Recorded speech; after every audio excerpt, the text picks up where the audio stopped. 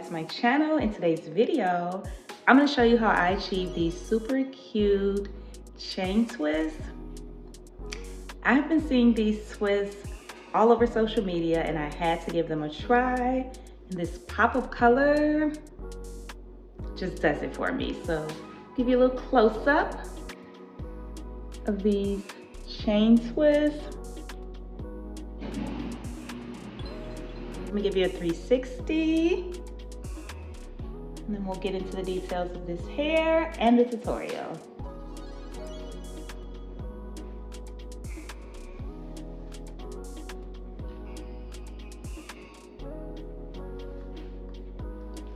Absolutely loving these twists. They have been up for about a week now. Just took some time to record this intro and outro. Life has been lifing. You know how that goes. The hair that I use for these twists is, let me get it. All right, so we use the Cuban twist hair in the color 350. This is 16 inches. So this is that reddish color that you see. And then I also use the Easy Braid, Easy Crochet Bouncy Twist hair, 18 inches also in the color number 2. So I combine both of these for these twists. Now, the Cuban twist hair, I used what I had left over and I had just enough to almost finish my hair. But then once we get up to the front, I have one twist that doesn't have the color. So this is what the chain twist looks like without the color. I definitely love the color a whole lot better than just the black chain twist because it gives it that extra effect. These were super easy to do. I literally just used 2 strands of the hair, crocheted it in, and then with those 2 strands, I took half of it and did one twist, half of it and did another twist, and just twisted those twists together in the opposite direction. So I twisted them individually going towards my face, and then once I twisted them individually going towards my face, I took those 2 twists and twisted them together going away from my face, just to make sure that I kept it uniform, because if you twist in the same direction, you won't get this chain effect. So let's get right into this tutorial. I found this on the web. My watch is talking.